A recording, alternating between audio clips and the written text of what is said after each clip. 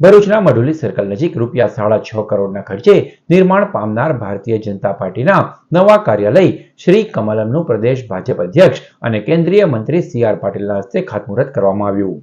ભરૂચ જિલ્લા ભારતીય જનતા પાર્ટી દ્વારા નવા મધ્યસ્થ કાર્યાલય શ્રી કમલમનું નિર્માણ થવા જઈ રહ્યું છે। ભરૂચની મઢુલી સર્કલ નજીક આધુનિક કાર્યાલય નિર્માણ પામશે ત્યારે આજ રોજ ગુજરાત પ્રદેશ ભાજપના અધ્યક્ષ અને કેન્દ્રીય મંત્રી CR પાટીલના હસ્તે ભાજપના નવા કાર્યાલયના મકાનનું શાસ્ત્રોક્ત વિધિ અનુસાર ખાતમુહૂર્ત કરવામાં આવ્યું।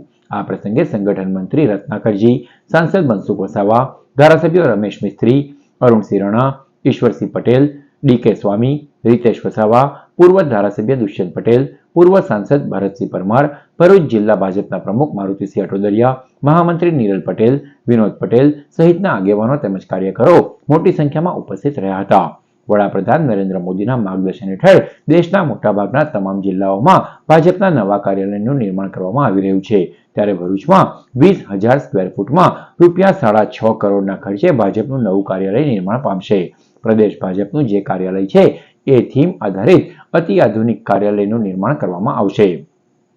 પૂર્વ રાષ્ટ્રીય અધ્યક્ષ અને હાલના ગૃહમંત્રી આદરણીય શ્રી અમિતભાઈ શાહ સાહેબ જ્યારે રાષ્ટ્રીય અધ્યક્ષ હતા તેમણે આખા દેશમાં લગભગ 700 જિલ્લાઓમાં આ કાર્યને ખૂબ જોરમાં આગળ ચલાવ્યું હતું અને આખા દેશના કાર્યાલયો બને એના માટેના સફળતાપૂર્વકના પ્રયત્ન કર્યા હતા। ગુજરાત સ્વાભાવિક છે એમાં પાછળ ના હોય। આજે લગભગ ઘણા બધા કાર્યાલયો બની ગયા છે। અમુક કાર્યાલય લગભગ 3-4 કાર્યાલયો પાઇપલાઇનમાં છે અને કેટલાક પહેલાંથી બનેલા હતા। એ રીતે જોતાં ગુજરાત પ્રદેશ ભારતીય જનતા પાર્ટીના આખા પ્રદેશની અંદરના તમામ જિલ્લાઓ અને શહેરના અલગ અલગ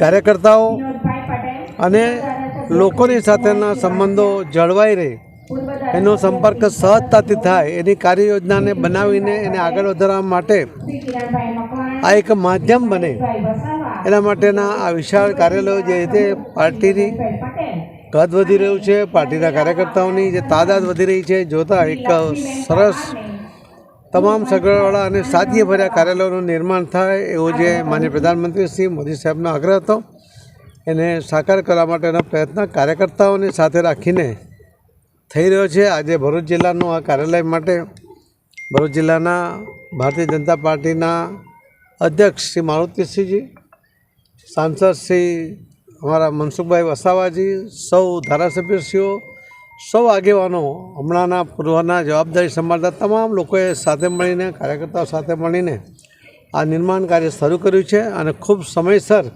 આ કાર્ય પૂર્ણ કરશે એવો મને વિશ્વાસ છે। એમને સર્વેને ખૂબ ખૂબ અભિનંદન આપું છું। ગુજરાત પ્રદેશ ભાજપના અધ્યક્ષ CR પાટીલે આ પ્રસંગે ભરૂચના ઝઘડિયામાં બનેલ ચકચારી દુષ્કર્મ કેસ અંગે પણ નિવેદન આપ્યું હતું। તેઓએ જણાવ્યું હતું કે રાજ્યના મુખ્યમંત્રી ભૂપેન્દ્ર પટેલે આ અંગે તમામ તકેદારી રાખી છે અને કોર્ટમાંથી આરોપીને કડક સજા મળશે। કોઈ પણ આવો બનાવ બને છે ત્યારે રાજ્ય સરકાર પૂરતા પગલાં લે છે, ગુનેગારોને શોધીને એની ઉપર એને સજા સુધી પહોંચાડવા માટેના પ્રયત્ન થઈ રહ્યા છે।